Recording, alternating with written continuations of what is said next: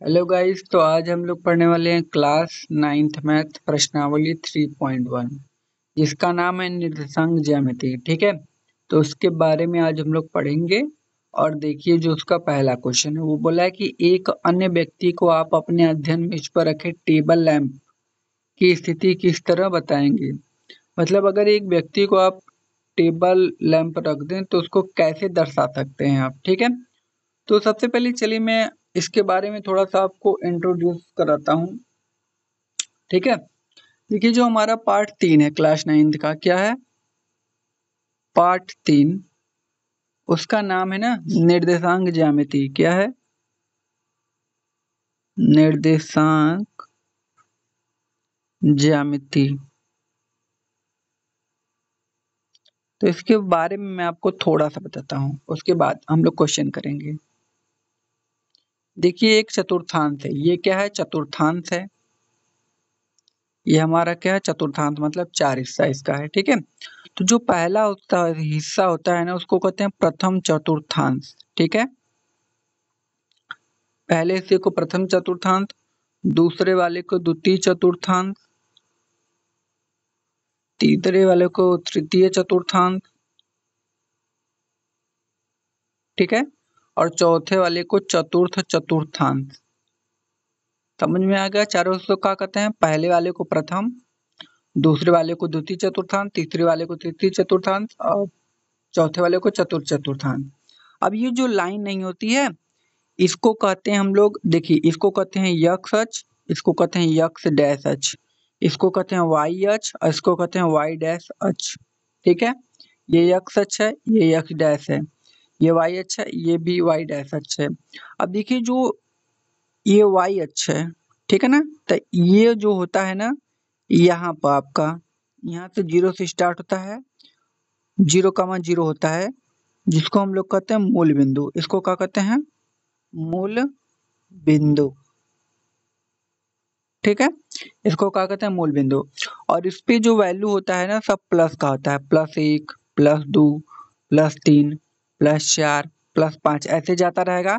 और इधर का वैल्यू भी प्लस में होता है, +1, +2, +3, +4 और +5 ऐसे। और जो इधर का वैल्यू होता है सब माइनस में होगा, -1, -2, -3, -4, -5। इधर का वैल्यू भी नीचे माइनस, -1, -2, -3, -4। ठीक है ना। देखिए पहले होता है एक्स अक्ष, फिर उसके बाद एक्स अक्ष होता है, फिर उसके बाद होता है वाई अक्ष। ठीक है, एक्स अक्ष को कहते हैं भुज, वाई अक्ष को क्या कहते हैं? कोटि। ठीक है, तो सिर्फ इतना ही पढ़ते हैं, उसके बाद हम लोग कंटिन्यू अगले क्वेश्चन में देखेंगे। ठीक है, तो जो इसका क्वेश्चन है उसको मैं बताता हूँ। देखिए बोला है कि एक अन्य व्यक्ति को आप अपने टेबल मेज पर रखे टेबल लैंप की स्थिति किस तरह बताएंगे। तो देखिए, तो मैं क्या करता हूँ, एक टेबल बना लेता हूँ। ठीक है, मान लीजिए कि ये हमने एक टेबल बनाया, ठीक है ना। ये इसका मूल बिंदु 0 का मान क्या है? 0। तो इधर 1, 2, 3, 4 प्लस का रहेगा, 2 +3 +4 +5 +6 +7 प्लस का 8 ऐसे। फिर इधर रहेगा माइनस का प्लस का 1, प्लस का 2, प्लस का 3, प्लस का 4 और प्लस का 5 ऐसे। ठीक है ना। अगर मान लीजिए कि जो व्यक्ति है वो यहाँ पर है, कहाँ पर है? यहाँ पर, इस वाले पॉइंट पर है। तो वह कहाँ पर है बोला है कि उसकी स्थिति क्या है। तो जो उसकी स्थिति है व्यक्ति की, तो लिखेंगे स्थिति। क्या लिखेंगे? स्थिति। वो कहाँ पर है? तो देखिए ई होता है एक्स अक्ष, ये होता है वाई अक्ष। तो सबसे पहले जो वैल्यू लिखा था एक्स अक्ष का, देखिए तो एक्स अक्ष पर कहाँ पर वो है भाई? तो एक्स अक्ष पर देख रहे हैं 3 पर खड़ा है, कहाँ पर? 3 पर। और वाई अक्ष पर कहाँ पर है? 3 पर। मतलब वो कहाँ है? वो है 3,3 पर।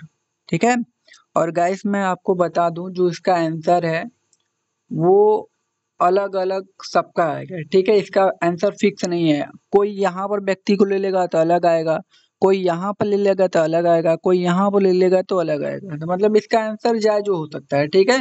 जो भी लिख दोगे आप सब आंसर इसका सही है। तो ये हम लोगों का हो गया, ठीक है। अब हम लोग चलते हैं इसके दूसरे क्वेश्चन पर, देखते हैं इसका दूसरा क्वेश्चन क्या बोला है। देखिए बोला है कि दूसरा क्वेश्चन, एक नगर में दो मुख्य सड़कें हैं, मतलब दो ठे सड़क हैं जो नगर के केंद्र पर मिलती है, मतलब नगर के केंद्र पर मिलती है। केंद्र का मतलब हुआ मूल बिंदु। ये दो सड़कें उत्तर दक्षिण की दिशा में है और पूर्व पश्चिम की दिशा में, मतलब उत्तर दक्षिण पूर्व पश्चिम। नगर की अन्य सभी सड़कें इन सड़कों के समांतर परस्पर 2 मीटर की दूरी पर है, मतलब जो सड़क है वो 200 मीटर की दूरी पर है, ये बोला है। प्रत्येक दिशा में लगभग 5 सड़कें हैं, मतलब इस दिशा में 5 सड़कें और इस दिशा में भी 5 सड़कें, ठीक है।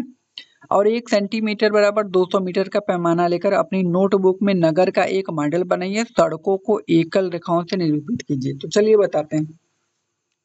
तो सबसे पहले हमको क्या करना है, हमको बनाना है एक मॉडल सड़क का, ठीक है। तो उसको हम लोग बना लेते हैं, ठीक है। तो क्वेश्चन नंबर कौन सा है ये भाई, तो क्वेश्चन नंबर ये दूसरा है। तो मैं बनाता हूँ, 5 सड़क बनाना है ना, तो इधर 1, इधर 2, इधर 3, इधर 4 और इधर 5। 1 2 3 4 हुआ, इधर 5 हो गया ये। अब इधर से भी 5 सड़क, मतलब दोनों दिशाओं से 5 सड़क होनी चाहिए।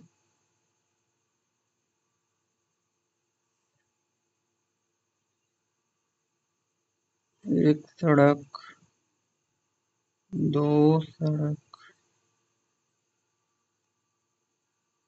3 4 और ये हमारा हो गया 5, ठीक है। तो दोनों दिशाओं से हमने यहाँ पर 5 सड़क बना ली, दिख रहा है, दिख रहा है, ठीक है ना। हमने दोनों दिशाओं से क्या किए, 5 सड़क बना लिए, ठीक है। अब देखिए, तो हमने क्या किया, 5 सड़क बना लिया। अब इसके बाद देखिए हम लोग हो गया।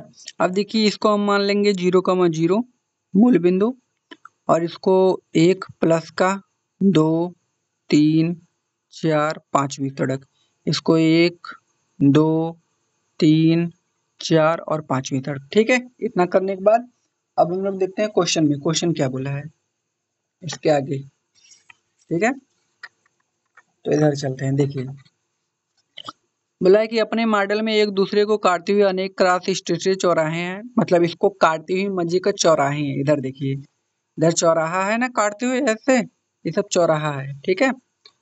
आगे बोला है कि जिसमें से एक उत्तर दक्षिण की दिशा में जाती है और दूसरी पूर्व पश्चिम की दिशा में, सही है, उत्तर दक्षिण में जाता है, पूर्व पश्चिम में। प्रत्येक क्रॉस स्ट्रीट का निरसांक इस प्रकार किया जाता है कि यदि दूसरी सड़क उत्तर दक्षिण की दिशा में और 5वीं सड़क पूर्व पश्चिम की दिशा में जाती है, तो ये एक क्रॉसिंग पर मिलती हैं, तब इसे हम क्रॉस स्ट्रीट 2,5 कहेंगे। सही बात है। इसी परंपरा से यह ज्ञात कीजिए कि कितनी क्रॉस स्ट्रीटों को 4,3 माना जा सकता है और कितनी क्रॉस स्ट्रीटों को 3,4 माना जा सकता है, ठीक है। तो सबसे पहले देखते हैं 4,3 कितनी क्रॉस स्ट्रीटों को माना जा सकता है। देखिए बोला है 4,3 और हमसे बोला है कि 3,4 कितनी क्रॉस स्ट्रीटों को माना जा सकता है, ठीक है। ये हमसे क्वेश्चन में पूछा है, ठीक है। तो 4,3 देखिए कहाँ पर होगा, देखिए 4,3 का मतलब हमको यक्ष पर 4 जाना है, तो 4 इधर है यक्ष पर और 3 कहाँ है, 3 यहाँ है। तो मतलब ये दोनों लाइन मिलेंगे कहाँ पर, इस पॉइंट पर मिलेंगे ना। देखिए 4 इधर से और 3 इधर से, सॉरी 3 इधर से, तो ये दोनों पॉइंट मिलेंगे यहाँ पर, ठीक है।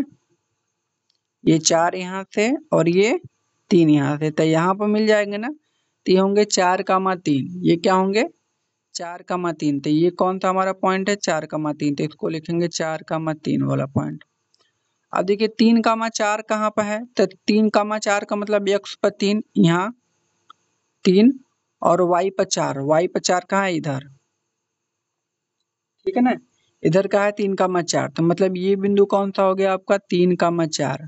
अब मुझे भाई ये बताओ कि ये जो 3,4 और 4,3 आया है, ये एक ही क्रॉस स्ट्रीट है कि और है, तो आप कहोगे नहीं एक ही है, तो बस वही लिख देना है कि जो 3,4 है वो और 4,3 है वो क्या है, एक ही है। वही पूछा था कि कितनी 3,4 है, तो वो क्या है, एक है। ठीक है, यही हमारा क्या हो जाएगा आंसर। ठीक है गाइस, अगर वीडियो पसंद आए तो लाइक करें, चैनल पर नए हो तो उसको सब्सक्राइब कीजिए। ठीक है, धन्यवाद।